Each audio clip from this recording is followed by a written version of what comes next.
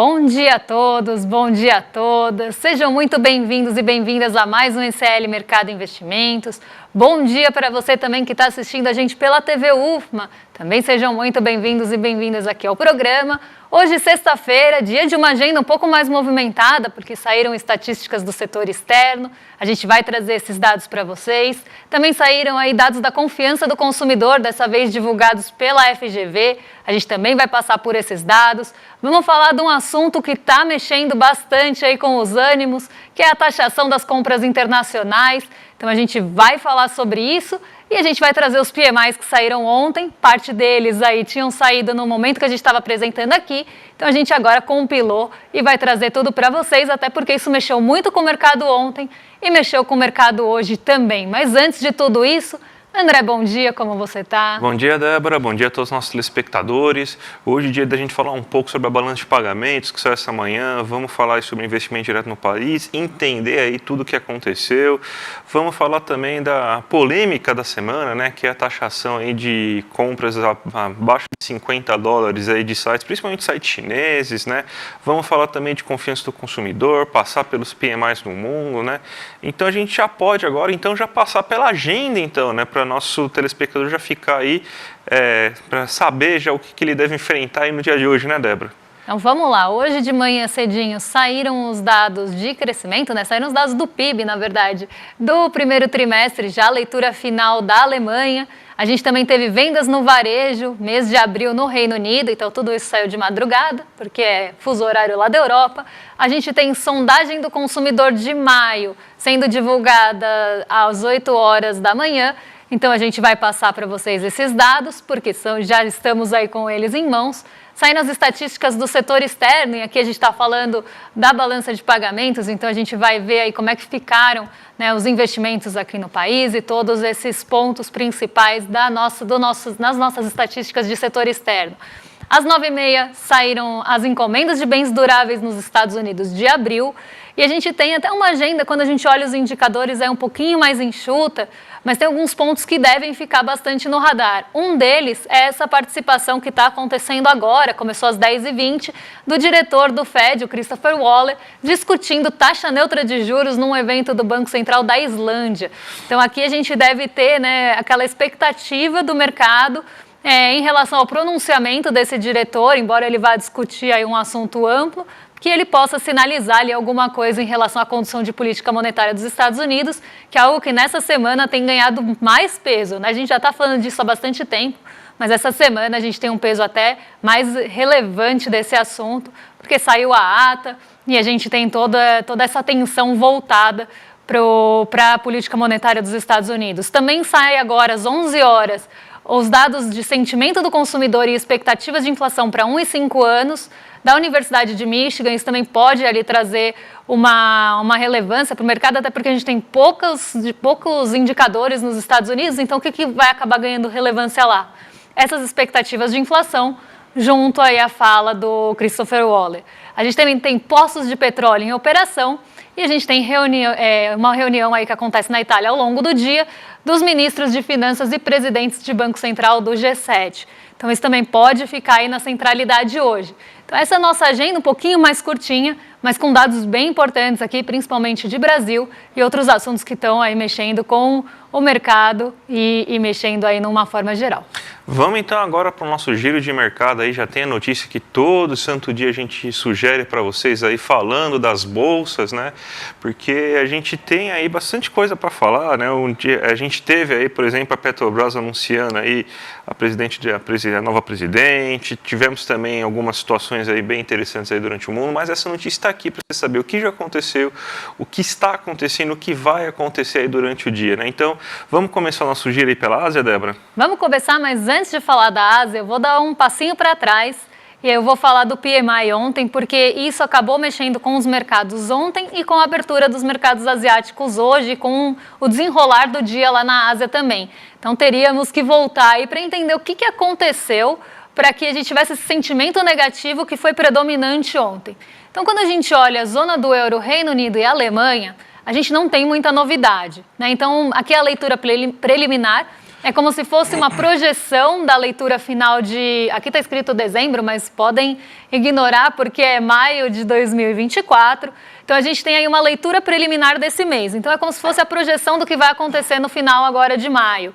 Então, a gente tem um cenário muito parecido com outros meses, que a gente tenha, por exemplo, o PMI industrial, que é o índice de gerente de compras industrial da Alemanha, ainda longe daquele patamar de 50, o patamar de 50 é aquele que divide a expansão da contração, e quando a gente tem um patamar abaixo dessa linha de 50, isso quer dizer que esse setor ou a atividade como um todo está encolhendo e não expandindo. E ela pode encolher num ritmo maior ou num ritmo menor ou maior. E o mesmo vale para a expansão, que pode acontecer num ritmo mais acelerado ou menos acelerado. E o que a gente vê aí no PMI da Alemanha? A gente tinha uma expectativa de 43,40 nesse setor industrial. Então, o mercado esperava que nessa primeira leitura da indústria, do setor industrial alemão, a gente tivesse uma melhora em relação ao mês passado, mas ainda distante desse patamar de 50. Isso acabou se concretizando, mas ficou acima da projeção. Então, ficou mais perto do patamar de 50 do que estava antes. E aqui a gente vê um setor que vem sofrendo bastante.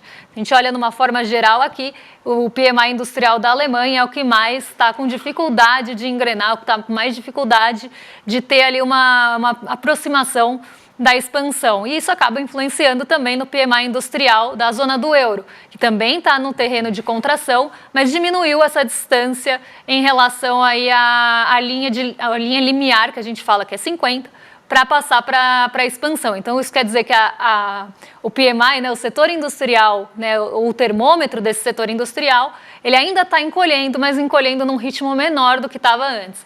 Agora, o que deu muito bafafá ontem foram os dados do PMI dos Estados Unidos, porque eles ficaram acima do esperado em todas aí as projeções, e isso acabou trazendo uma dúvida, né, aumentando aquela dúvida que já estava bem vigente, já estava bem aparecendo em relação à condução de política monetária, porque essa primeira leitura dos setores dos Estados Unidos e da economia de uma forma geral acabaram mostrando que os setores estão acima, né, num crescimento acima do que se esperava e acelerando esse crescimento, até indo contra outros dados que saíram ao longo dessas semanas que mostravam uma desaceleração da economia dos Estados Unidos. Então, a gente tinha ali uma perspectiva de 50 pontos para o PMI industrial, o índice de gerente de compras ficou em 50,9, acima do mês passado e acima da projeção. O setor de serviços ficou muito acima do que se projetava. Então, no mês passado estava em 51,30. A expectativa era que nesse mês esse patamar fosse mantido. Mas o PMI de serviços, né, então o setor de serviços mostrou uma aceleração muito maior que isso, chegando a 54,8 pontos. E aí foi justamente o PMI de serviços que puxou o composto para cima, porque o composto nada mais é do que uma composição desses outros dois setores. Então, a gente vê um PMI composto em 54,4, a expectativa era 51,30 também, que ficasse ali mantido o patamar do mês passado, e o PMI dos Estados Unidos superou muito essa projeção. Então, trouxe toda uma dúvida em relação à condução de política monetária, em relação a quando o Banco Central dos Estados Unidos vai começar a cortar juros ou se vai cortar juros nesse ano. Chegou até um momento de incerteza em relação à alta nos juros nos Estados Unidos, algo que já tinha sido descartado. Então, isso acabou trazendo um sentimento bem negativo. As treasuries começaram a subir, né? Então, os rendimentos dos títulos de dívida dos Estados Unidos avançaram ontem. A Nasdaq, que estava subindo ali por conta da Nvidia, foi para o terreno negativo, se juntou aos dois outros índices de Nova York, todas fecharam no negativo. E aí, esse movimento mais pessimista do mercado em relação aos juros dos Estados Unidos chega na Ásia. Então, a gente tem hoje um movimento bem negativo entre as bolsas asiáticas. As bolsas acabaram aí ficando nesse terreno negativo nessa manhã, muito impactadas aí por essa expectativa dos juros nos Estados Unidos. Então, vou colocar aí para vocês na tela o Nikkei 225, que está aqui, né, em queda de 1,18 hoje, então ele fechou aí com essa baixa, e justamente por uma influência desse aumento dos títulos de dívida dos Estados Unidos, que acabaram diminuindo o apetite pelo risco, aumentando o sentimento de aversão a risco. Então, os mercados estão aí não só não querendo tomar posição, mas buscando posições mais conservadoras, porque a gente tem um cenário de incerteza, e dentro desse cenário de incerteza, a gente vai buscar ali o refúgio nos títulos de dívida dos Estados Unidos. É mais ou menos assim que a gente tem que interpretar. E aí as bolsas caem porque ninguém vai querer tomar risco nesse cenário. E aí a gente tem essa queda no Nikkei nessa manhã, muito puxada aí por esse rendimento das treasuries que avançaram ontem e derrubaram até quem estava no positivo. Vamos então agora para fazer a rodada pelo nosso Brasilzão, né? Vamos falar então da taxação, não, vamos falar do déficit, né? Vamos falar do déficit em transações correntes que chegou a 2,5 bilhões em abril e a gente também teve um investimento direto aí do Brasil aí bem considerável. Deixa eu até puxar aqui quanto que está o investimento direto do Brasil, subiu para 67,3 bilhões no acumulado em 12 meses, significando isso um PIB, um valor de 3,1% do PIB, né? O que aconteceu é que o mês de abril foi um pouco mais fraco aí dentro da balança comercial, segundo está sendo estimado aí pelo Banco Central. Então você teve aquele crescimento inesperado, inclusive que aconteceu aí da balança comercial nos primeiros meses, não se reverteu em abril. Então a gente teve aí um saldo em abril menor do que o saldo que a gente teve aí no mesmo período do ano anterior. Então por isso que você teve aí esse déficit aumentou inclusive aí nesse mês aí de abril, mas a gente tem que lembrar o seguinte, isso aí é esperado, a gente tem então historicamente um déficit nas contas de transação corrente, porque a gente vende muito bem, a gente vende muito bens, bens que a gente fala assim, palpáveis, assim, aquilo que a gente consegue tocar, então a gente vende soja, vende minério, vende tudo isso, só que a gente vende pouco serviço, a gente na verdade consome muito serviço de fora do mundo. Então a gente acaba tendo então sempre um déficit nas contas de transação corrente. E se a gente pegar aqui o investimento direto no Brasil aí, que foi desses 67,3 bilhões aí no acumulado de 12 meses, a gente vê que é o terceiro mês consecutivo que ele se eleva, né? Só que a gente sempre tem que lembrar que existe uma baixa qualidade aí nesse investimento direto no Brasil, então não é sempre aquele negócio que a gente comemora, né? É dinheiro que acaba entrando muito aí para fatores especulativos. É dinheiro que acaba entrando muito na bolsa de valores e pouco aí na hora de você fazer assim investimento direto, mesmo que a gente chama de green, o investimento que a gente chama de chão verde, né? Que é o investimento para você fazer uma fábrica, para você melhorar aí a produtividade de uma empresa já consolidada, por exemplo, nesse momento. Então é isso que está acontecendo. Então a gente tem, só para a balança de pagamentos é aquela coisa que é o reflexo que o Brasil tem no mundo, é imperante ao mundo, mas assim não diz grandes coisas aí, por exemplo, no nosso dia a dia aí, mas é mais para você saber no que aconteceu aí na economia nesse mês de abril, né, Débora? Exatamente. Agora vamos falar dela, né, da taxação das compras internacionais. Assunto espinhoso e assunto que voltou aí a rondar essa semana, inclusive numa discussão que veio ali de setores que se acham prejudicados pela isenção de compras até $50. E aí a gente tem toda ali aquela discussão, né? A gente viu que o Arthur Lira tentou incluir na proposta, né, algo que favorecesse aí esses setores, né? Então que acabasse com a taxação, mas Lula disse que a tendência é vetar ou negociar essa taxação das compras internacionais de até $50. Então a gente tem aí, né, esse posicionamento de que não vai ter a taxação de até $50, que se caso, né, isso seja votado ali no Congresso, até incluiu o jabuti na proposta, né, então se isso for votado ali e passar, a tendência do Lula é ou vetar essa proposta ou negociar. Então, eu acho assim, é bem polêmico, né? Cada um tem uma opinião. Por exemplo, eu acho que simplesmente vetar, a gente tem, por exemplo, o setor aí de têxteis, né? Por mais que seja legal, por mais que as pessoas gostem e tal, mas a gente está com a indústria têxtil, a indústria de vestimentos está sofrendo muito em relação a isso, né?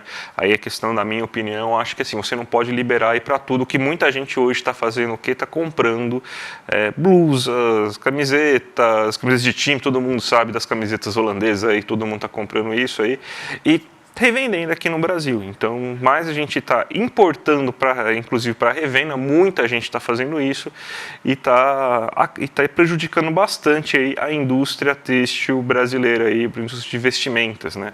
Então, eu acho que, assim, por mais que seja polêmico, pelo menos na minha opinião, aí, a gente deveria olhar com mais calma, com mais cuidado esse assunto aí, porque até o Lula falou, eu ouvi a frase do Lula, inclusive, que ele fala que é porque bugigangas, ele usou esse termo, que boa parte é das bugigangas, são bugigangas que mulheres compram. Então, beleza. Então, a gente poderia fazer então uma delimitação um pouco melhor em relação a isso. Não simplesmente deixar isso em questão de valor. Por exemplo, para mim, eu acho que, por exemplo, o tecido, roupa, têxtil, o movimento têxtil, sim, deveria ter uma certa taxação. Pode não ser a mesma taxação dos demais itens, pode ser um valor um pouco menor, sim. Mas deveria ter, até porque senão a gente vai ter problemas na indústria brasileira. Exatamente. Até falado de uma inundação de produtos que vêm da China, né? Até essa discussão foi chamada de discussão das blusinhas, né? Então, porque tem muitos realmente itens de vestimenta que vêm ali da China e acabam inundando mesmo por um preço muito menor o nosso mercado brasileiro aqui, esmagando a indústria têxtil e o comércio ali, né, brasileiro, se pensar não na importação, aí da venda das importações. Eu não sei se a gente tem o print das regras, porque isso é algo que causa bastante, temos o print das regras, isso é algo que causa bastante dúvida entre as pessoas. Então eu trouxe aqui algumas regras e o que mudou do ano passado para cá, em relação às compras de $50 por conta do remessa conforme. Né? Então, como é que era antes? Né? Antes, a gente não tinha essa isenção de $50. O que acontecia? Isso é algo muito discutido, sempre vejo discussões em relação a isso nas redes sociais, as pessoas falando, mas agora eu pago imposto, antes eu não pagava. Então, o que acontecia antes? As empresas chinesas, elas mandavam aqui as suas remessas para o Brasil como se fosse de pessoa física para pessoa física. Porque o que tinha lá no passado? Se você mandasse uma remessa entre pessoas físicas, como se eu fosse mandar um presente para o André, né, algo que eu estou mandando eu, pessoa física, para André, pessoa física, isso não era tributado ali com essa isenção de até $50.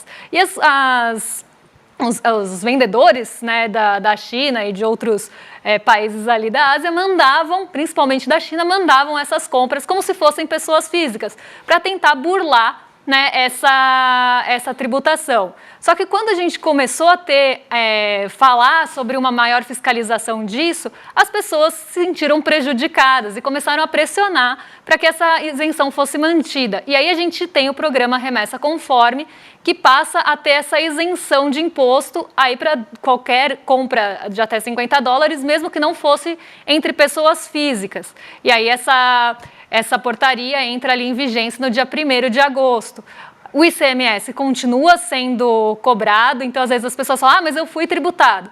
Normalmente isso é ICMS. E a gente, com até o desenvolvimento da tecnologia, a fiscalização agora ela é mais eficiente, né? Então a gente tem essa maior fiscalização do que entra aqui na alfândega brasileira. Então aqui a gente tem, né, essas regras e essa mudança que eu acho que causa muita confusão entre as pessoas que acham que antes elas tinham a isenção e aí o governo tentou acabar e voltou atrás. Não é bem assim, né? Antes tinha isenção entre pessoas físicas, então começa a ser discutida a taxação por conta dessa tentativa de burlar. E aí a gente tem o programa Remessa quase aí como um apagador de incêndio, porque isso realmente mexeu bastante com a popularidade e é um assunto muito espinhoso mesmo, né? Por um lado, as pessoas não querem pagar esse imposto, porque elas se acham ali prejudicadas por isso, mas por outro lado, a gente tem aí o setor têxtil, principalmente, sendo bastante afetado por essa medida de compras pequenas não serem tributadas. Então é realmente aí uma sinuca que o governo está agora em relação a esse assunto. Vamos falar então agora, Débora, do índice de confiança do consumidor que saiu, né, agora essa manhã, que é um índice que a FGV mostra, né, e ele teve uma queda depois de 2 altas consecutivas e muito puxada pela situação do Rio Grande do Sul, né. Então, você tem que uma parte considerável de pessoas, né? O Rio Grande do Sul ele tem uma população gigantesca, né? Então, essas pessoas, a última coisa que elas estão querendo agora é consumir, elas estão precisando, na verdade, reconstruir a sua vida, né? Então, isso aí acabou puxando para baixo aí o índice de confiança do consumidor aí, pela primeira vez depois de 2 altas consecutivas, né? A Débora, ela montou, inclusive, aí uma série de gráficos aí para explicar tudo o que aconteceu, né, Débora? Exatamente. A gente teve uma queda entre abril e maio, né? Então, entre abril e maio de 2024, a gente teve queda nos 3 índices. Basicamente, o índice de situação atual, então, o que mede ali a situação atual, ficou basicamente estável. A gente teve queda mais acentuada no índice de confiança e no índice de expectativas. Na verdade, aqui, né, o índice de confiança acaba sendo a confiança do consumidor em maio e o índice de expectativas é a expectativa que o consumidor tem em relação ao futuro. E a gente teve essa queda nesses 2 índices, a avaliação da situação atual não se movimentou muito, e aí a gente vê essa queda das expectativas, pelo que o André já falou aí de toda a situação do Rio Grande do Sul. Quando a gente olha ali a variação entre meses e entre anos, né, então olhando maio contra maio e maio contra abril, a gente tem aí um cenário de queda também na maior parte dos índices, até se puderem passar aí para o próximo gráfico para a gente mostrar para a audiência. A gente tem aí que em relação ao mês anterior, a situação atual, né, como eu falei, ficou estável, não teve ali uma mudança de perspectiva do consumidor para o momento atual da confiança de consumir. A gente tem a queda em relação ao índice de expectativas, então aqui, né, o índice de expectativas caiu em relação ao que a gente tinha em abril, né, então aqui a gente está olhando mês contra mês, e o índice de confiança também caiu, muito puxado, uma vez que ele é composto aí por esses outros índices, ele caiu muito puxado pela queda das expectativas. Quando a gente compara com o ano passado, a gente vê também uma queda, algo que a gente não estava vendo, né? Sempre que a gente comparava mês contra mês, olhando entre anos, a gente via que as expectativas estavam melhorando, que a gente tinha uma melhora da confiança, inclusive dos setores, não só do consumidor, e nesse mês a gente vê um cenário um pouquinho diferente. A análise da situação atual está melhor do que maio de 2023, mas as expectativas ficaram piores do que 2023, e o índice de confiança ele também ficou um pouquinho pior do que 2023. Eu não sei se a gente tem o gráfico aí de renda, temos o gráfico de renda, porque como é um índice de consumidor, a gente tem ali as expectativas de cada uma das faixas de renda. Né? Então, a gente vê que teve uma queda em todas as faixas de renda, algo que a gente também não estava vendo antes. Então, a gente via ali um aumento da confiança do consumidor em todos os estratos de renda. Então, todas as faixas ali estavam mostrando uma melhora na confiança do consumidor. Até algo que a gente falou aí da pesquisa da CNC, né, tem uma avaliação bem positiva. Aqui são até pesquisas parecidas, mas feitas por instituições diferentes e com algumas medições diferentes. A gente via até uma análise melhor ali do consumidor do momento de renda, do momento de emprego, mas aqui a gente vê uma confiança um pouco mais prejudicada. E ela foi aí menor do que no mês passado em todos os estratos de renda, mostrando que não é algo específico de uma parcela da população, mas isso acabou pegando todo mundo aí no mês de maio. Vamos então agora para a nossa abertura de mercado agora, Débora? Então, tem mais alguma coisa aí que a gente... Temos mais um assunto aqui, que é o do Banco Central. Não sei se o pessoal recebeu aí o gráfico. Temos aqui, porque eu vou reforçar um pouco do que foi falado pelo Edu hoje de manhã. Né? Então, a gente tem uma mudança nas expectativas do mercado, sobretudo para 2026 em diante em relação à inflação. E aí eu olhei todos esses dados em conjunto, né, e eu não vi nenhuma mudança ali em relação às outras perspectivas do mercado.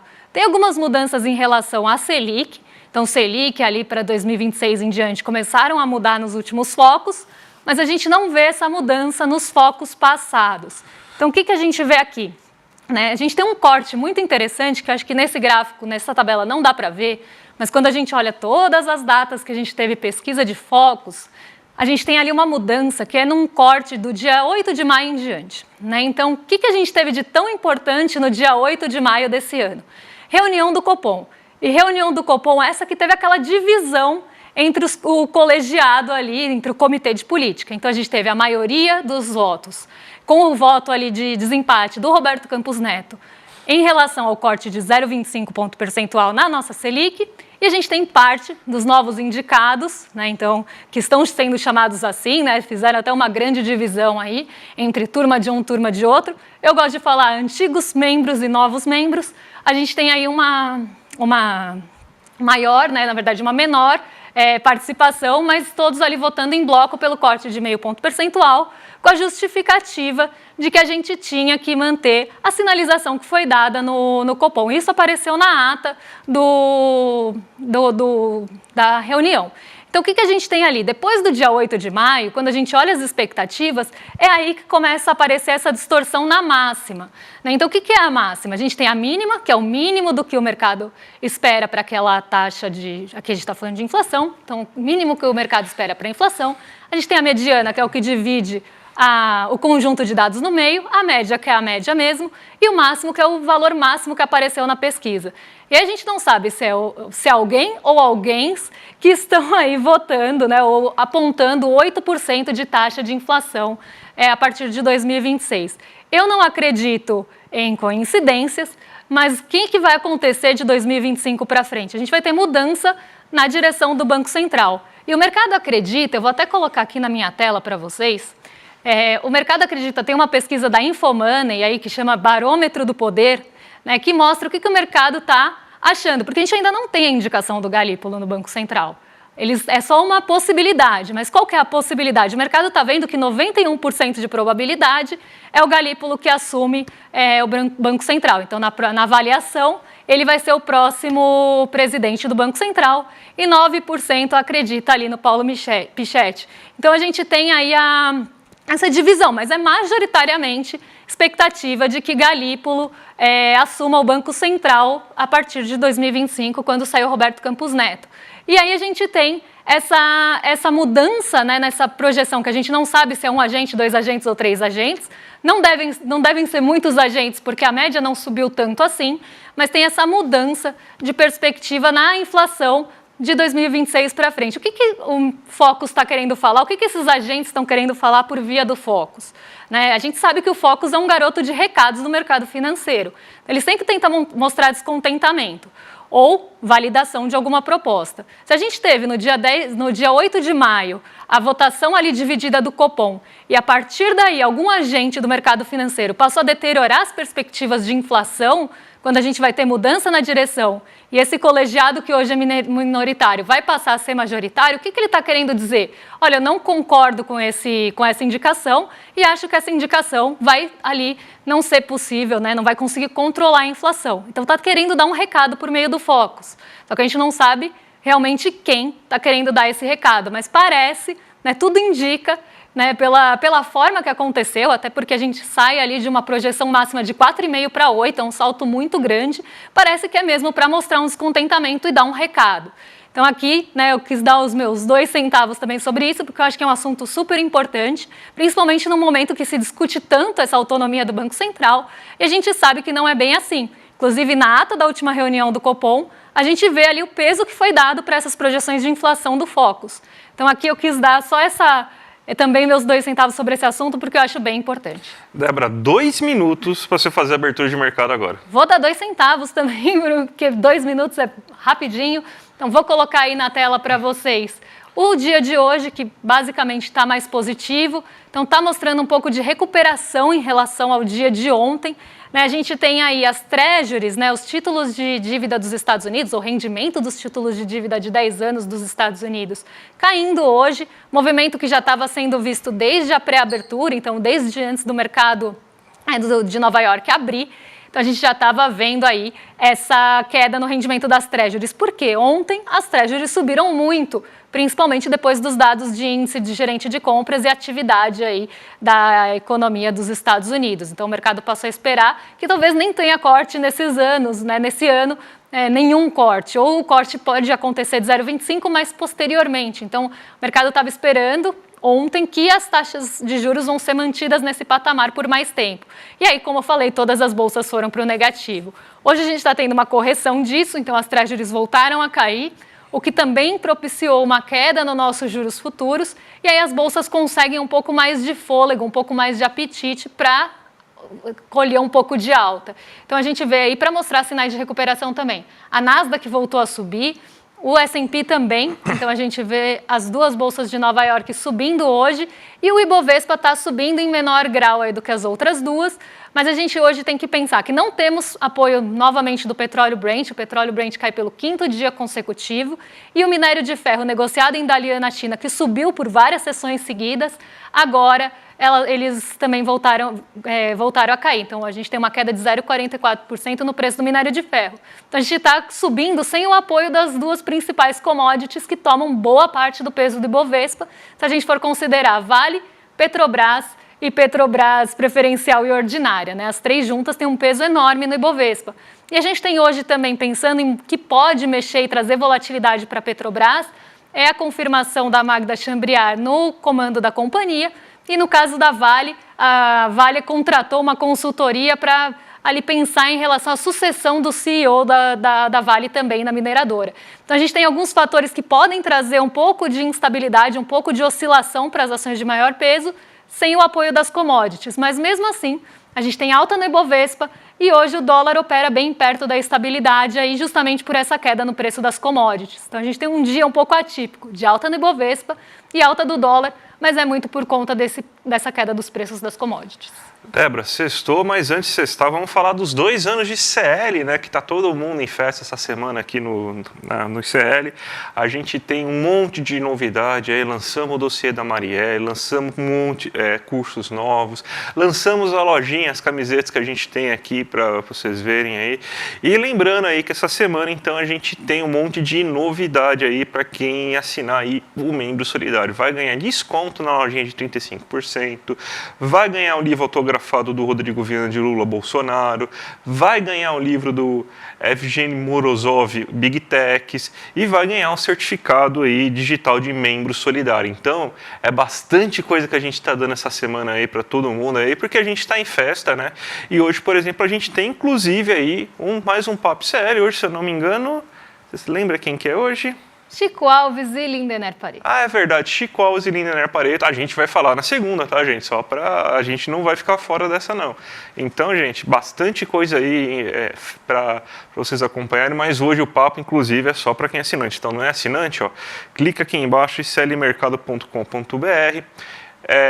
E vocês vão ter uma oportunidade aí de pegar tudo aí que a gente tem para oferecer vocês. Ó, a gente tem inclusive novos descontos aí, 10% no Armazém do Campo, para quem é do Clube CL, 20% na Autonomia Literária e 20% aí na Jacobina. Então, gente, vale muito a pena. E quem não é membro, se torne membro essa semana, aproveite essa quantidade gigantesca aí de oportunidades que a gente está dando para vocês. Isso além dos 35% de desconto, que eu acho que vale até o fim da semana, para comprar essas lindas brusinhas que estamos usando aqui.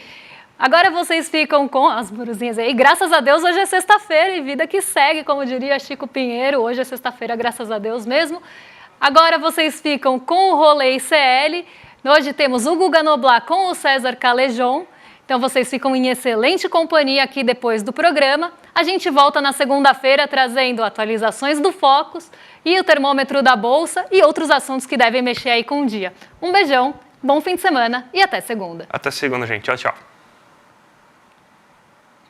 Faltam só 2 dias para o nosso encontro com o pastor Henrique Vieira, esse cara que move multidões e inspira o Brasil inteiro com seus discursos, com suas mensagens que se baseiam no amor revolucionário. Se você já está inscrito na aula, fica atento, daqui a 2 dias a gente vai estar junto às 8 horas da noite. Se você não está inscrito ou inscrita, clica no link aqui embaixo e gratuitamente se inscreva para participar desse momento histórico. A gente se vê lá.